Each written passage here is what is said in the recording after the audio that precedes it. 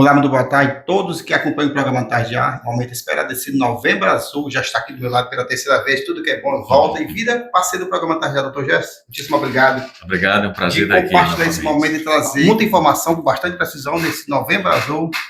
Sibeli ele já é de casa, mas ele é formado, doutorado em Hiroshima, Japão. Vocês já sabem, um homem tem muita bagagem, está sempre portando as novidades nas redes sociais. Mas o nosso temática hoje, a gente vai pontuar Novembro Azul. A gente vai trabalhar para a ressonância magnética e como é que ela multiplica nesses trabalhos, esses cuidados dentro do diagnóstico do câncer de próstata. A ressonância magnética ela veio como um divisor de águas para os pacientes com risco para câncer de próstata e com câncer de próstata. Hoje a gente utiliza a ressonância magnética de alto campo para avaliação dos pacientes que têm o risco para desenvolver o câncer de próstata. E também naqueles pacientes que eventualmente têm o câncer de próstata e precisam fazer a vigilância ativa, que a gente chama, e o estadiamento da doença. Então, a ressonância magnética hoje é imprescindível na avaliação de pacientes com câncer de próstata. Como é vista a classificação de vocês? São vários tipos. Qual que é mais visível, né, dentro desse exame? Bem, a ressonância magnética da próstata, antigamente, no início, ela era feita, explicando aqui rapidamente como que era feita a ressonância magnética de próstata, com a bobina endorretal. A gente colocava uma bobina no reto do paciente, ele emitia um sinal muito forte que fazia a avaliação da próstata. Mas aí a gente percebeu que era bastante inconveniente, desconfortável para os pacientes que faziam esse exame. Então, nós evoluímos o protocolo da ressonância magnética para não precisar mais usar a bobina endorretal. Então, hoje ele faz o exame como se fosse fazer um exame de abdômen pélvico para avaliação da próstata. Então, quando a gente avalia a próstata dos pacientes que têm risco para desenvolver câncer de próstata, ou pacientes que já têm câncer de próstata, a gente tem protocolos específicos. E, basicamente, a morfologia da próstata, como é o aspecto da próstata, o sinal que ela emite na ressonância magnética, o sinal é muito importante porque o câncer emite um sinal bastante específico em uma das sequências que a gente utiliza, que é a sequência em T2, ele tem um baixo sinal, câncer de próstata, a gente consegue perceber isso na ressonância. Depois nós temos a difusão, né, que é um protocolo, que é uma sequência que a gente utiliza na ressonância magnética. A difusão ela avalia a quantidade de prótons de hidrogênio dentro daquela área específica da próstata que chama a atenção. Quanto maior a celularidade, ou seja, quanto maior o risco para um tumor, maior a concentração de estruturas, sobretudo o hidrogênio naquela área, e dificulta a difusão das moléculas de água, e a gente consegue perceber isso na ressonância. Isso também tem um valor muito importante. E, por fim, que é a fase contrastada, quando a gente injeta o contraste na veia e percebe como o contraste vai acumular numa determinada área da próstata, que é a área mais suspeita vai ter mais captação do contraste. Então, quando a gente utiliza esses três parâmetros, que é o sinal em T2, a difusão e o contraste, a gente consegue fazer a classificação que a gente utiliza hoje em dia, que é a classificação do Colégio Americano de Radiologia, chamado PIRADS. Essa classificação na verdade, é uma abreviação do inglês, P de próstata, né? I de imagem e RADS de radiologia. Essa classificação foi determinada pelo Colégio Americano de Radiologia, que nos dá um score, uma numeração, que diz o risco daquele paciente ter ou não ter uma doença e se a doença é ou não é clinicamente significativa. Então, o critério que a gente utiliza hoje em dia, com mais frequência, é o PIRADS. Então, tipo assim, passou para a grande evolução os métodos tradicionais para esses métodos mais avançados para facilitar o diagnóstico, Sim, né? Definitivamente. A ressonância magnética, a própria ressonância evoluiu muito, desde os exames iniciais com baixo campo magnético, até a bobina endorretal, e, por fim, esse protocolo que nós utilizamos hoje em dia, ela é imprescindível na avaliação de pacientes com câncer de próstata. Então, não há como avaliar, hoje em dia, um urologista avaliar o seu próprio paciente sem ter solicitado uma ressonância magnética, para saber se existe realmente a doença, a extensão da doença e como a doença está se evoluindo com o passar do tempo. Então, é como se fosse um holofote para o urologista que vai tratar esses pacientes. Quando falamos de classificação, tipo assim, essa lesão, tipo, dá para iniciar, ver o nível que ela se encontra. Exatamente. Dentro desse exame? Na verdade, essa classificação que a gente utiliza, que é a classificação de PIRADS, o que é mais importante nela é saber se o paciente tem risco para desenvolver uma doença grave. A gente tem que entender que o câncer de próstata, eventualmente, todo e qualquer homem pode ter câncer de próstata. Então, é bem provável que se você tiver com PSA alterado e uma idade mais avançada, pacientes negros, que são pacientes que têm maior risco de ter câncer de próstata, se você fizer um exame, eventualmente você vai ter câncer de próstata. Mas o mais importante hoje em dia, que os urologistas querem saber, e os pacientes também, é se vale a pena ou não tratar esse câncer de próstata. Às vezes, esse câncer é leve, ele não é um câncer agressivo, e o paciente pode conviver anos sem ter nenhum problema. Mas, às vezes, o câncer é muito agressivo e você precisa intervir imediatamente. Então, a ressonância vai dizer isso é muito importante. Essa classificação vai dizer se tem câncer de próstata e se esse câncer de próstata é agressivo ou não. Se vale a pena a gente só vigiar ou se vale a pena a gente intervir imediatamente. Isso a ressonância diz com muita propriedade. Ou seja, muitas vezes eles vêm de forma silenciosa, né? Exato. A grande maioria das vezes o câncer de próstata é bastante silencioso. A única coisa que você vai sentir é, eventualmente, se você fizer um exame de sangue, você vai perceber que seu PSA aumentou. Então, muito provavelmente, o paciente não tem nenhum sintoma. Quando a próstata cresce, aí é chamado de aumento volumétrico da próstata. Sim, você pode ter dificuldade urinária, porque a próstata fica empurrando o assoalho da bexiga, dá aquela sensação de bexiga cheia, ou às vezes ela estreita o canal da urina, que é o canal da uretra, e o paciente tem sintoma urológico.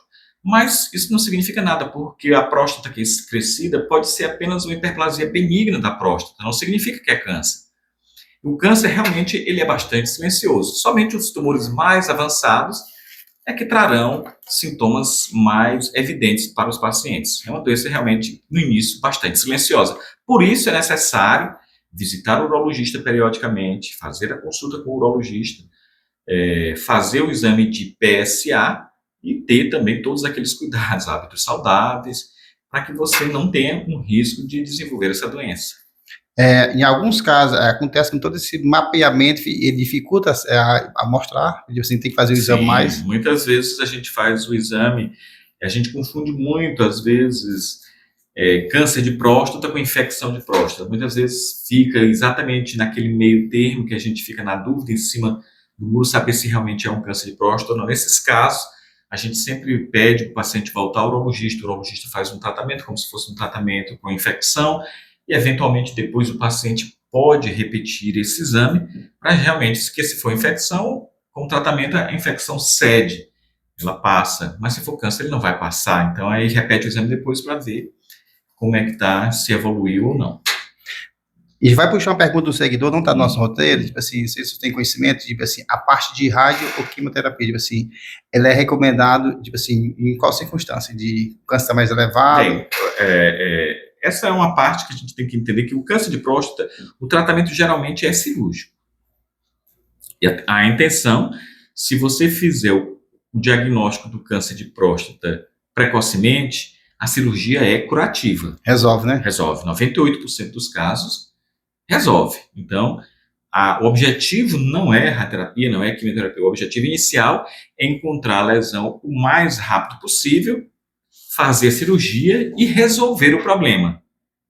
Eventualmente, quando o cirurgião vai fazer a cirurgia, pode ser que aconteça que haja um resíduo de tecido tumoral que fica no local onde era a próstata e, eventualmente, com o futuro, o paciente possa desenvolver, a partir daquelas células que ficaram, seja no local ou seja à distância em outra parte do corpo, na verdade, desenvolver novamente a doença, né?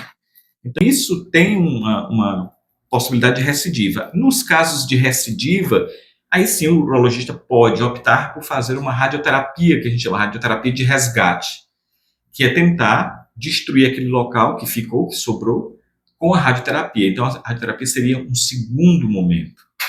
E o paciente tem mais chance ainda, né? Já fez a cirurgia, teve grande chance de cura, a radioterapia complementa se houver necessidade, e mesmo assim o paciente fazendo a radioterapia ele desenvolva a doença em outro local, apareceu no osso, apareceu em outro local, aí sim a gente tem a possibilidade de fazer a quimioterapia para esses pacientes. Ela pode ser feita através de medicações específicas para o bloqueio do câncer de próstata, incluindo o que a gente chama de castração química, através de uso de hormônios que fazem com que a próstata não se desenvolva, ou o tecido prostático que sobrou não se desenvolva, porque a próstata, ela é alimentada pelo hormônio masculino. Então a gente faz a castração química com esses quimioterápicos na tentativa de tentar bloquear a fonte de alimento de crescimento desses tumores e dar uma sobrevida melhor para os pacientes.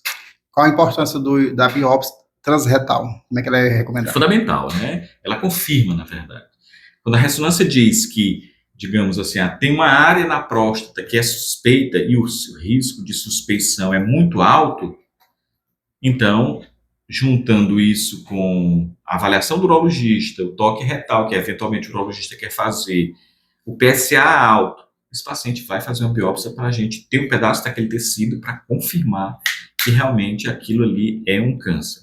E aí, a biópsia, geralmente, ela é feita, embora a ressonância possa mostrar em um determinado local, mas a gente sempre faz na próstata toda, para poder ter informações de toda a próstata, de todos os lados da próstata, para que a gente tenha informação, saber se a doença é só num local ou se é uma doença que acomete várias áreas da próstata. E aí o patologista, de posse desse material, desses fragmentos da próstata, desses pedaços da próstata, ele consegue também classificar essa doença como uma doença mais agressiva ou menos agressiva. Quando ele tem acesso ao pedaço da próstata, ele sabe quanto daquele pedaço tem doença, qual é o percentual de doença que acomete aquele tecido, e aí ele consegue classificar também uma outra classificação, que é a classificação patológica do risco daquele câncer ser mais agressivo ou menos agressivo. Diante de todos esses cuidados, em que situação a tomografia computadorizada é decisiva? Bem, a tomografia, ela fica no segundo plano. Segundo plano, né? Porque a tomografia, ela não tem a capacidade de avaliar tecido prostático muito especificamente, como a ressonância. Então, a ressonância é o padrão ouro.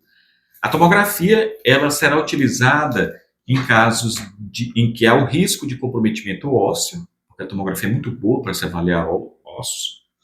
Se o paciente já tem dor óssea, risco de, mesmo fazendo a cirurgia, o PSA dele continua alto, então muito provavelmente ele deve ter tecido prostático em algum local que não seja lá naquele local da próstata. Pode ter tecido prostático que se implantou em algum local distante do local inicial. Então a tomografia pode ser utilizada para se avaliar isso. A tomografia também pode ser utilizada para avaliar a pelve masculina, saber se não tem nenhuma outra coisa que sobrou naquele local, mas ainda deve insistir que a ressonância é o exame padrão, é o exame de escolha. A tomografia fica como um segundo plano. É claro que eu também tenho que lembrar que alguns pacientes não conseguem fazer ressonância, muitos pacientes têm medo da ressonância, não conseguem ficar dentro do tubo, porque a ressonância é muito fechada. Nesses casos, obviamente, embora a ressonância seja o melhor exame, muitas vezes a gente só tem a tomografia para fazer, né? Então, a tomografia fica como se fosse realmente um método secundário nesses casos. Existe algum risco de um paciente ser reincidente, fez o tratamento e voltar? Sim, caso possa se repetir novamente? Células circulantes no nosso corpo, eventualmente, podem se implantar em algum local. E aí sim, o paciente vai desenvolver a doença que a gente chama de doença secundária ou doença metastática. A doença pode ser no próprio local onde sobrou o local da cirurgia, se o urologista não conseguir tirar tudo. Se a doença estiver invadindo a gordura, muito provavelmente ele não consegue tirar tudo, então o paciente pode ter a recidiva no local, ele pode ter recidiva em nódulos na pelve, ele pode ter recidiva circulante, com alguma célula que eventualmente circulou pelo corpo e terminou se implantando em algum outro local. E aí a gente vai perceber isso quando o paciente começar a subir novamente o PSA, porque ele fez o tratamento, fez tudo, tirou a próstata, o PSA deve zerar. Mas se o paciente, passado algum tempo, volta a subir o PSA, é porque existe tecido produzindo ainda o PSA, que é o marcador mais evidente do câncer da atividade da próstata, né? Você está falando de membrana específica de prostal e cancerígena. Considerando o padrão, quando é que ela está fora do padrão? Assim, que não há mais nada a ser feito? Bem, na verdade, a gente diz que não há nada a ser feito, é muito duro. Quando já está, tipo assim, finalmente, o cara procurou tardio, né? O tratamento tardio, né? Embora, mesmo que pacientes procurem ajuda tardiamente, a gente sempre tem que oferecer, tem que ouvir o paciente e oferecer dignidade para o paciente. Não é de se imaginar que o paciente, mesmo com a doença avançada, metastática, você não tenha nem a dignidade para oferecer para o paciente. O paciente precisa ter cuidados paliativos, né, que vai melhorar a dor, melhorar o desconforto, melhorar a capacidade funcional desse paciente, urinária. Então, há sempre alguma coisa para ser oferecido. Mesmo que não tenha mais chance de cura, mas a gente tem que oferecer dignidade para o paciente nessa fase final. Dar um pouco de qualidade de vida, né? Exatamente, dar qualidade de vida e oferecer dignidade a ele.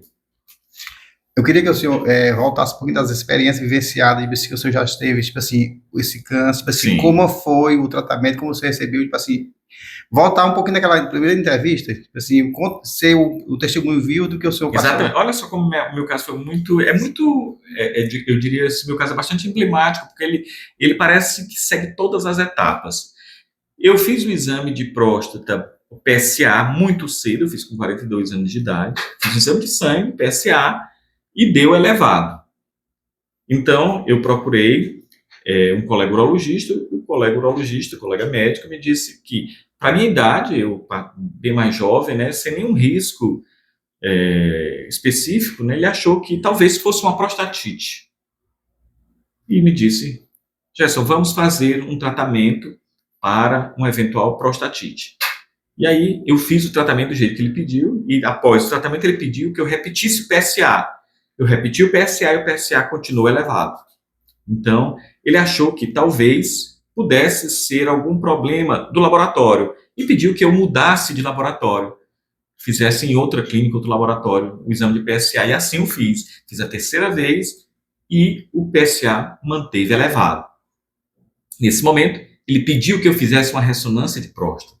E eu fiz a ressonância de próstata, que mostrou que, no meu caso, haviam áreas intermediárias, que não era suspeito para doença tão significativa, mas também chamava muita atenção. Então, por isso, foi decidido que eu fosse fazer uma biópsia para confirmar. Fiz a biópsia de próstata, e na biópsia de próstata, o patologista encontrou, né, nas amostras, várias amostras comprometidas. E elas foram classificadas como a classificação do patologista, como classificação Gleason 7, que a gente chama, né? Que é uma doença intermediária não muito agressiva, veja bem, não muito agressiva. Então, a decisão foi, como eu era muito jovem, eu poderia desenvolver, com o passar do tempo, uma forma mais agressiva da doença. Se eu fosse mais velho, bastante idoso, talvez nem fizesse nada, apenas deixasse que eu conseguiria conviver com essa doença normalmente. Mas como eu era muito jovem, tinha um risco da doença evoluir. Então, a decisão foi de fazer a cirurgia. Eu fui fazer a cirurgia.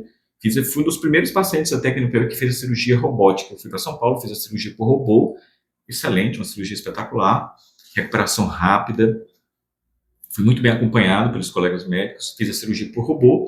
E quando foi tirado a próstata inteira e a próstata foi para o laboratório para avaliar a próstata integralmente, percebeu-se que a doença era mais avançada do que a gente viu na biópsia, ou seja, a biópsia subestimou o tamanho da doença, então a doença era uma doença mais grave.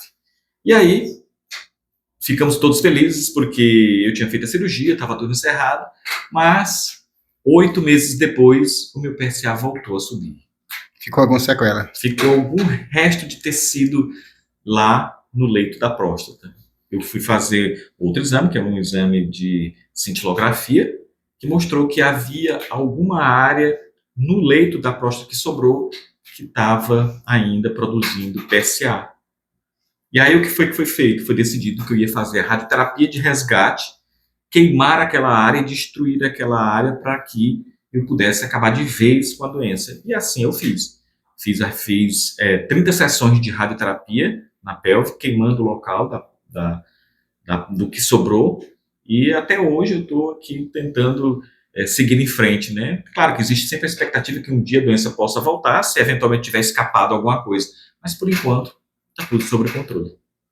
E o psicológico. Você, É terrível. Quando você recebe a notícia, a família, né? Eu falei aqui de uma forma simplificada, Sim. mas o diagnóstico do câncer é sempre doído, dolorido, e o tratamento é difícil. A cirurgia, por mais que tenha sido uma cirurgia excelente, por robô, a recuperação foi rápida, mas são momentos da vida da gente que você fica, né, você tem que reaprender a urinar, porque você perde um pouco do controle da urina. Eu tive que reaprender a urinar. Então isso para mim foi terrível.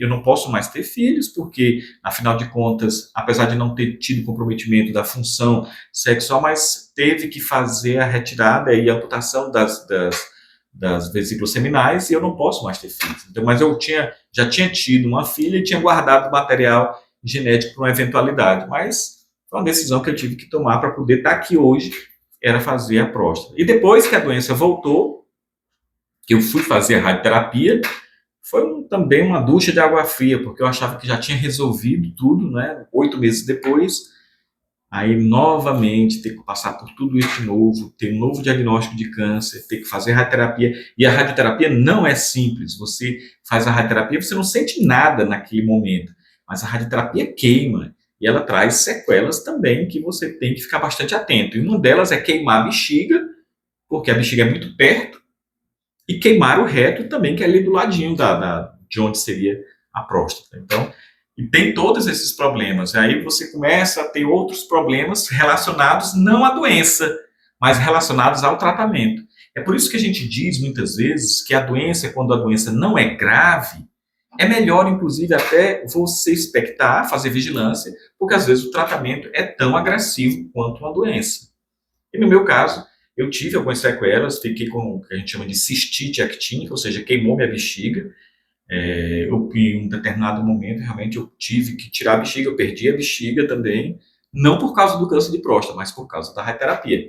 E tudo isso foi se juntando, foi abalando o psicológico da pessoa, né? Então, foram dias muito difíceis até resolver finalmente, né? Então, já estou com mais de 8 anos que não tenho sinal de doença, mas tem sempre a expectativa de que eventualmente pode acontecer. Respondeu a pergunta de vários seguidores que perguntaram, que o senhor voltava com a gente pela terceira vez, e a gente terminou saltando que o senhor já tinha passado o tratamento. Exatamente. E é possível ter qualidade de vida. Exatamente, é possível. Então a gente está respondendo, são várias perguntas que chegam para a gente, que questionaram de que não, a gente vai voltar com um profissional que conhece o assunto, isso, que já passou, vivenciou, isso, e é possível levar uma vida, longevidade, com qualidade, com cuidado. Exatamente. Bons profissionais, você se ter o autocuidado, isso é muito importante, o autocuidado é muito importante, e sempre tem alguma coisa a ser feita, né? Essa história de que não tem mais jeito, não é bem assim. Você tem que procurar um profissional, um urologista de sua confiança, que é o profissional hábil a tratar esse tipo de patologia, e se ele não puder resolver, tem um oncologista que vai lhe ajudar, tem um radioterapeuta que vai lhe ajudar. Então a gente só vai desistir realmente quando não tiver mais nenhuma possibilidade humana disso, né, de se resolver. Mas enquanto tiver, a gente luta. A gente vai, você já tocou no assunto, a gente vai adiantar um pouquinho com a sua especialização junto ao urologista. Quando é que você, nessa vigilância, disse assim, imediato você tem que procurar o urologista? Aconteceu um caso recente até comigo, um paciente que estava fazendo uma vigilância ativa, né, então, e eu percebi, ele foi fazer um exame de controle comigo, percebi que no intervalo entre um exame que ele tinha feito anteriormente e o exame que ele fez comigo, era um intervalo de mais ou menos uns 6 a 8 meses, o PSA subiu, ou seja, a doença estava evoluindo, e a área que a ressonância tinha visto no primeiro exame aumentou.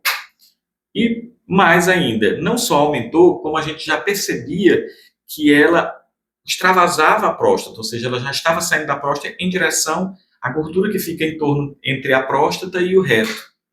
Ou seja, ela já estava invadindo o tecido adjacente, o tecido ao lado. E isso é um sinal de significância, um sinal que realmente é uma doença agressiva, que ela já está invadindo os tecidos. E nesse momento, eu liguei para o urologista e disse, olha, esse seu paciente que está fazendo vigilância, ele não tem condições de manter esse padrão.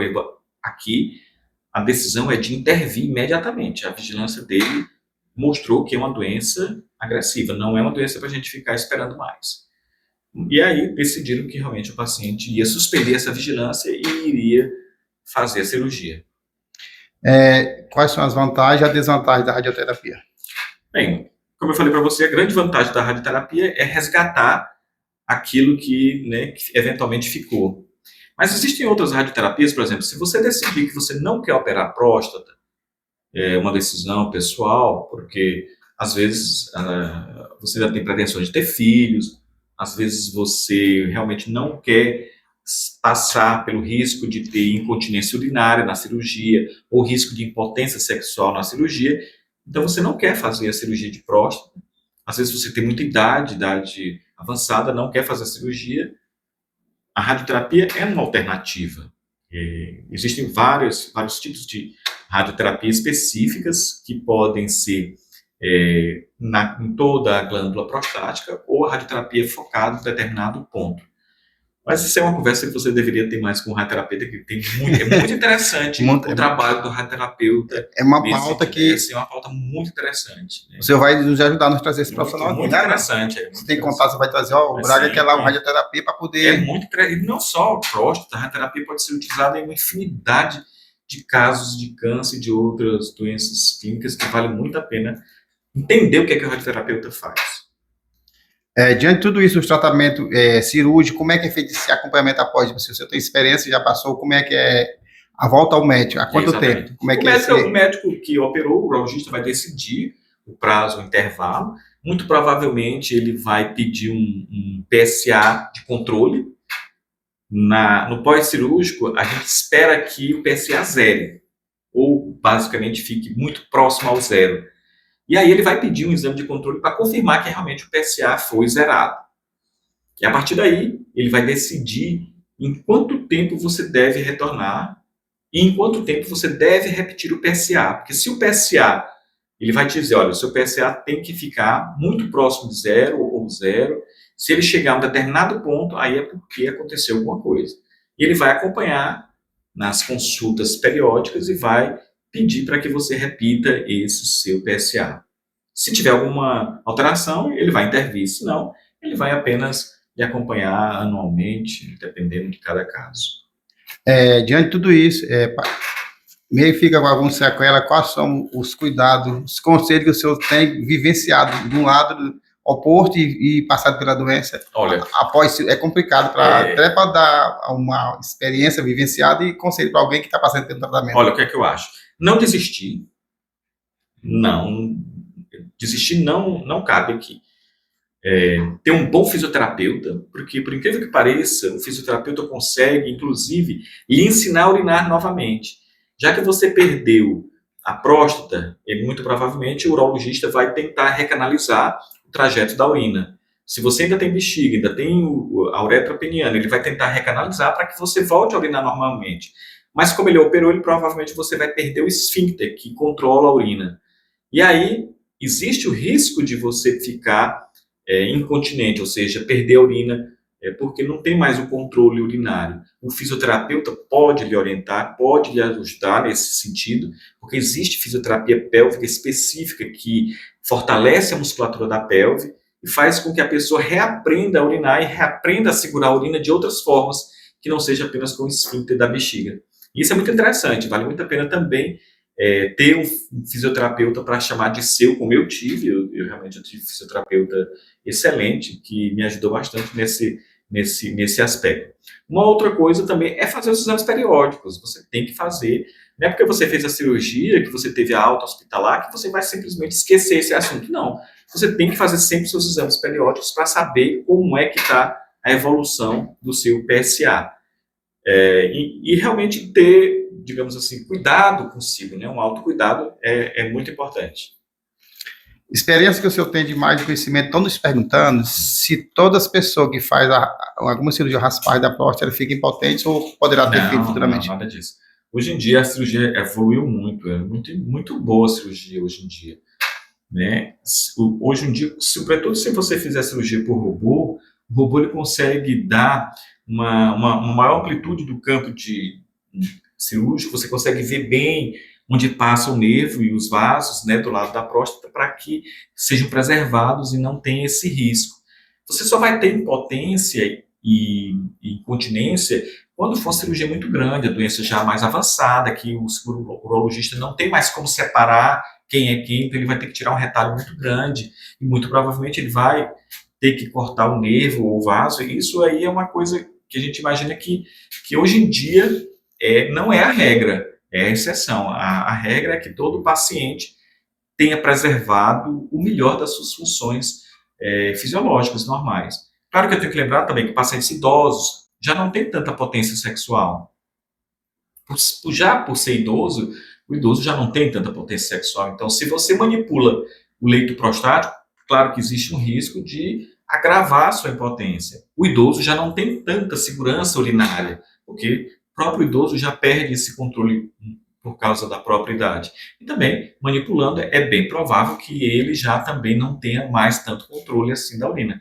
Então, quanto mais idoso for fazer a cirurgia, maior risco de impotência, maior risco de incontinência. Quanto mais jovem, maior risco, maior possibilidade de você recuperar essas funções normalmente.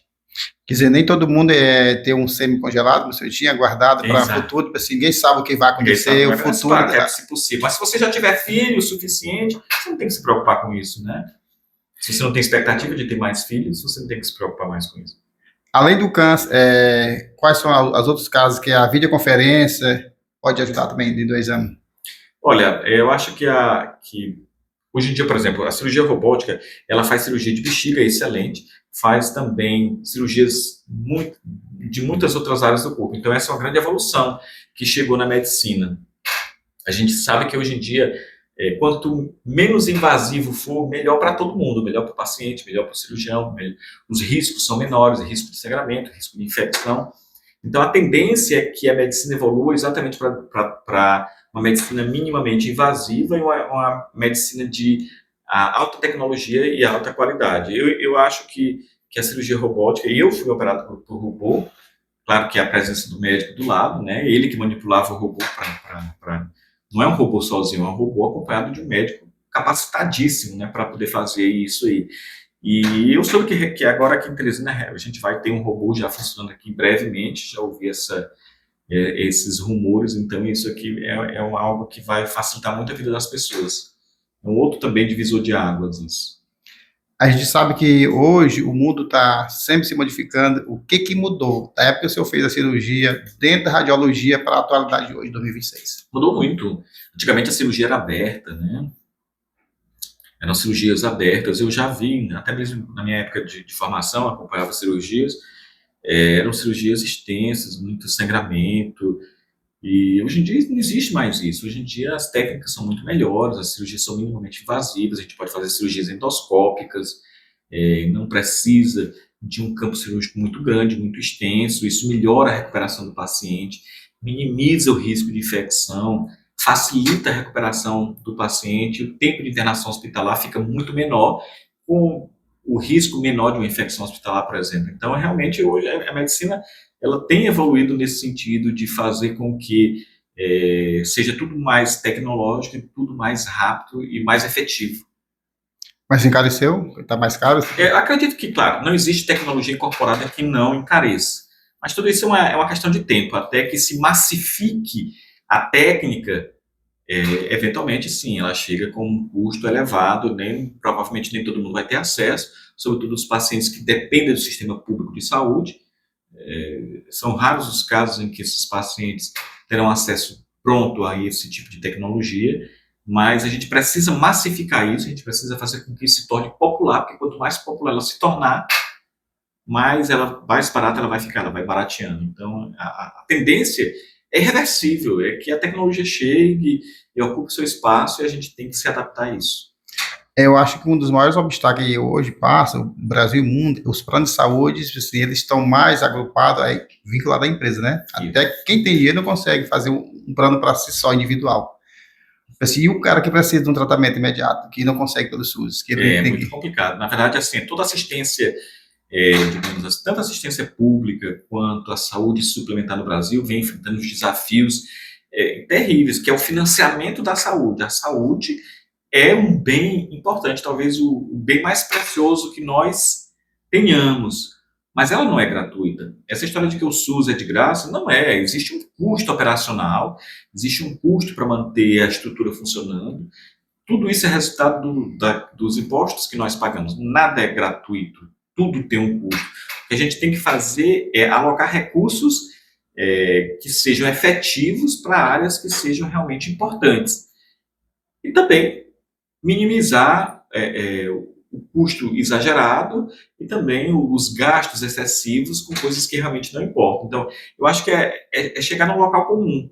O melhor gasto possível que traga o maior benefício possível. E vigiar, né? Para que não se perca em um ralo qualquer esse dinheiro que é nosso, no final de contas. Né? Como é que o senhor se sente, tipo assim, que hoje a radiologia é o começo de tudo? Onde eu o acho a diagnóstico, radiologia... como é que você se sente hoje, assim, que tudo começa pela radiologia, passa a você dar o diagnóstico inicial e caminho para os demais. Exatamente, eu me sinto muito orgulhoso, eu sou uma pessoa muito...